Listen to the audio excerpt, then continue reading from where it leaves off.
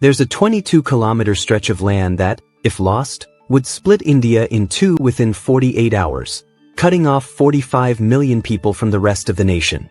This isn't a border. It's a bottleneck. And right now, 3 hostile nations are closing in on it. It's called the Siliguri Corridor. And India is running out of time to defend it. But before we dive in, if you're new here, hit the subscribe button and leave a comment. I subscribe. And I'll personally welcome you into the family. With that said, let's get started. Beat 1. The geography of vulnerability. Look at a map of India. See that narrow strip connecting the northeast to the rest of the country? That's the Siliguri Corridor, also called the Chicken's Neck. And here's the terrifying part. At its narrowest point, it's just 22 kilometers wide. That's the distance you could jog in 90 minutes.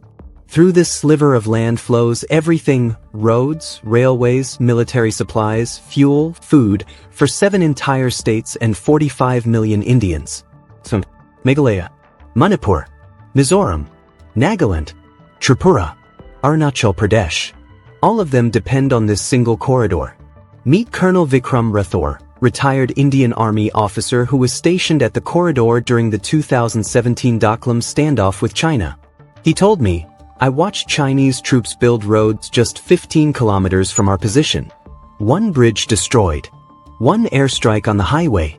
That's all it would take to cut us off completely. 1 bridge." Think about that. But the geography gets worse. Because India doesn't just have 1 enemy watching this corridor. Beat 2. The 3-front nightmare. Imagine trying to defend your home when enemies surround you on 3 sides. That's the nightmare of Siliguri. To the north, China. The 2017 Doklam crisis wasn't a one-time event, it was a preview. Chinese military buildup in Tibet continues. Their troops are dug in, watching, waiting. To the west, Nepal. And here's where it gets complicated.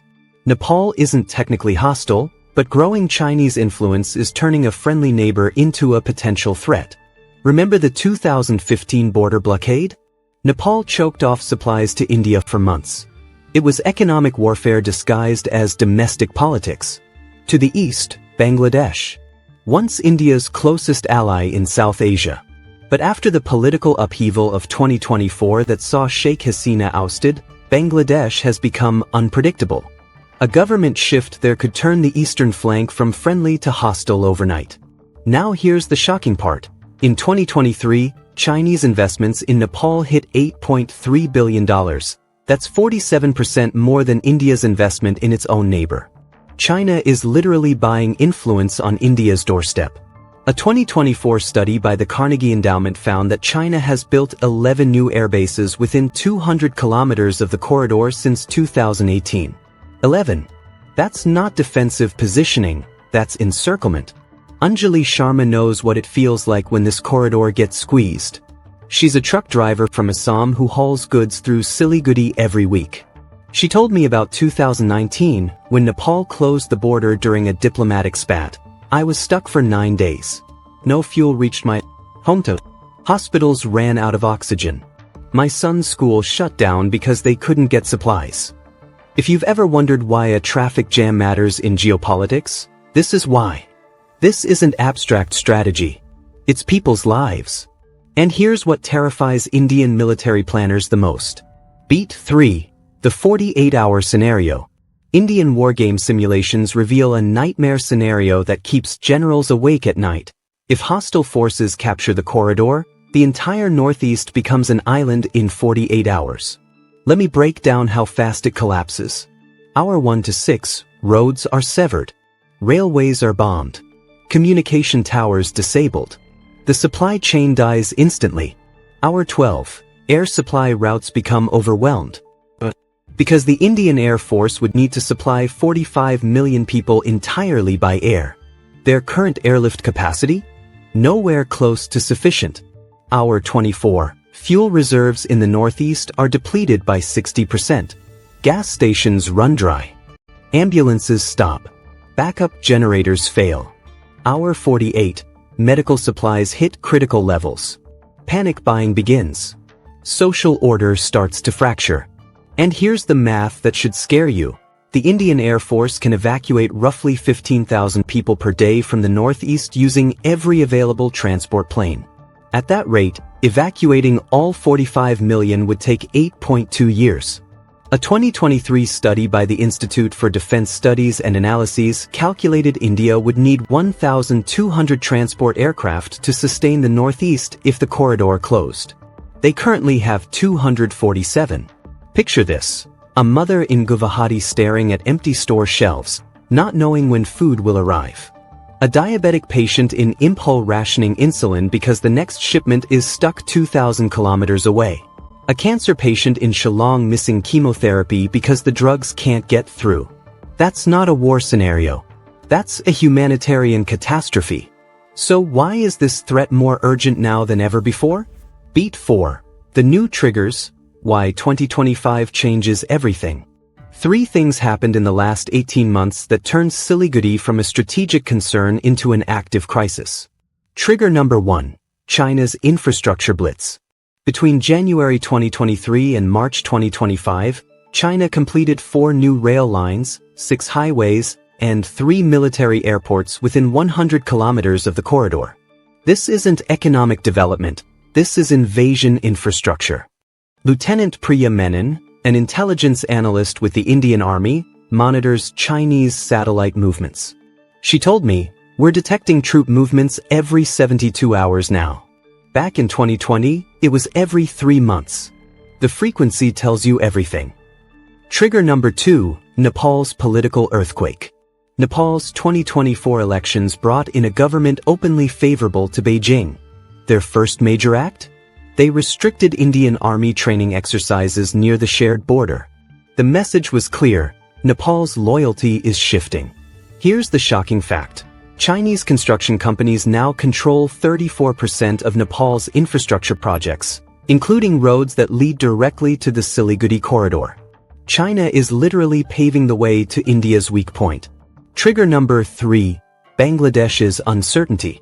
After Sheikh Hasina's government was ousted in 2024, Bangladesh entered political limbo. India's once rock-solid ally on the eastern flank is now a question mark. And in geopolitics, uncertainty is the threat. A March 2025 RAND Corporation report warned that Bangladesh's instability creates a third pressure point on the corridor, raising the risk of coordinated encirclement by China through proxies. If you're thinking this sounds like a slow-motion crisis building for years, you're absolutely right. And India is finally responding with everything it has. But is the response enough? Or is India still playing catch-up? Beat 5. India's countermoves, the defense overhaul. Here's the good news: India isn't sitting still. The military has launched a multi-billion-dollar transformation of Siliguri's defenses, and the scale is massive. Counter-strategy number 1. Infrastructure explosion. Since 2022, India has built 12 new all-weather roads, 4 railway lines, and 8 bridges to create backup supply routes. The goal? Make the corridor redundant. If one road gets hit, 3 others take over. Counter-strategy number 2. Military surge. Over 50,000 additional troops have been deployed to the region. 2 new Mountain Strike Corps have been activated, elite units trained specifically for rapid response in high-altitude terrain. These aren't defensive forces. These are offensive units designed to counterattack. Counter-strategy number 3. Air power relocation. 6 advanced fighter squadrons have been moved closer to the corridor. New air bases are under construction. India is ensuring that air superiority over Siliguri is unquestionable. Counter-strategy number 4. Surveillance network. Space-based monitoring has increased by 200%. AI-powered threat detection systems scan Chinese and Nepalese border movements 24/7. India now knows when a single Chinese truck crosses into sensitive zones. And here's the number that shows India is serious. The defense budget for the Northeast jumped from $4.1 billion in 2020 to $9.8 billion in 2025, a 139% increase in just 5 years. Captain Arjun Singh is an engineer with the Indian Army, currently building a 4.5-kilometer tunnel under a mountain near Siliguri. He explained the significance. This tunnel alone can move an entire armored division in 3 hours instead of 8. It's our insurance policy. If the main highway gets destroyed, we don't stop. A 2024 study by the Manohar Parrikar Institute for Defense Studies found that India's response time to corridor threats improved from 36 hours in 2020 to just 11 hours in 2025. That's the difference between losing the corridor and defending it. For the first time in decades, India has credible deterrence in place. But there's one hidden danger the military can't solve alone. Beat 6. The civilian dimension, the forgotten risk. Wars aren't just fought with tanks and fighter jets. They're won or lost in the hearts of civilians living in contested zones. And here's the uncomfortable truth. 1.2 million people live within 20 kilometers of the Siliguri Corridor. Many of them are from border communities with deep cultural, linguistic, and family ties to Nepal, Bhutan, Bangladesh, and even China. In a 2024 survey by the Observer Research Foundation, 23% of residents near the corridor expressed low confidence in India's ability to protect them during a crisis. Nearly 1 in 4 people doubt their own government's strength. Tenzin Dorje is a 34-year-old shopkeeper in Siliguri who speaks both Hindi and Nepali fluently.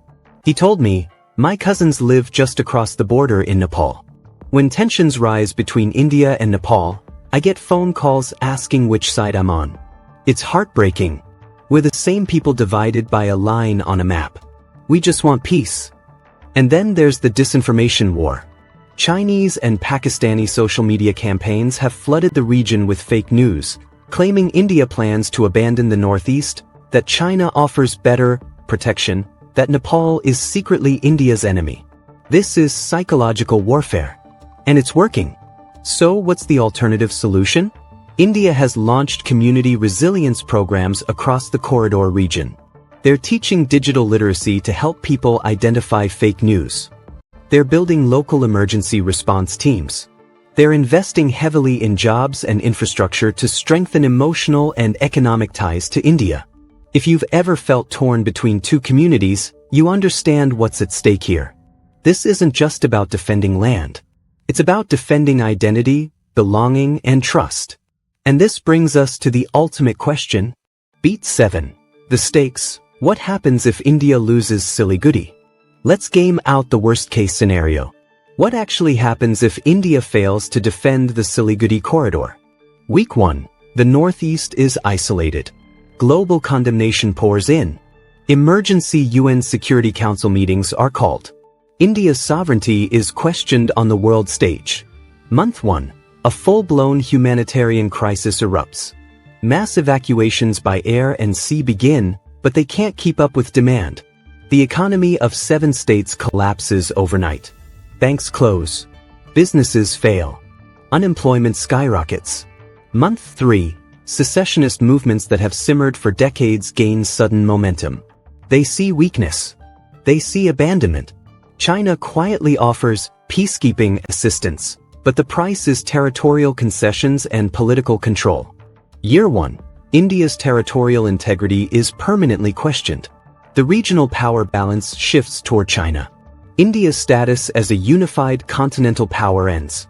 The loss would be geopolitically equivalent to the United States losing Alaska, except Alaska has 730,000 people. This affects 45 million. A 2023 analysis by the Hudson Institute called Siliguri India's Achilles heel and warned that its loss would mark the end of India as a unified continental power. Imagine the headlines, India split in 2. Imagine Chinese flags flying over tea estates in Darjeeling that have been Indian for 75 years. Imagine millions of refugees streaming south, overwhelming cities like Kolkata. If you're Indian, this is existential. If you're not, understand this. The kind of conflict that erupts from losing Siliguri would reshape all of Asia for generations. So the final question is, can India defend a 22-kilometer corridor against 3 encircling powers? Or is this the border crisis that finally breaks a rising superpower? Here's what I want you to debate in the comments. Should India prioritize military strength, diplomatic deals with Nepal and Bangladesh, or economic development to win local hearts and minds? Which strategy actually saves Siliguri? And here's the controversial part that experts are quietly discussing. Some analysts say India should build a backup corridor through Bhutan to reduce total dependence on Siliguri. Would that solve the problem? Or just drag Bhutan into a conflict it doesn't want, creating a new crisis? Tell me your take. Because every month that passes, China gets stronger. Nepal moves closer to Beijing. And the window to secure this corridor gets smaller. One narrow strip of land. 3 hostile neighbors. 45 million lives hanging in the balance. The defense of Siliguri isn't just military strategy, it's the battle for India's future as a unified nation. So I'll leave you with this. What would you do if you were India's defense minister right now? Would you bet everything on military force? Would you try to win back Nepal diplomatically? Or would you fast-track that backup route through Bhutan and risk angering another neighbor? Drop your strategy in the comments. Let's see who's thinking like a general and who's missing the bigger picture.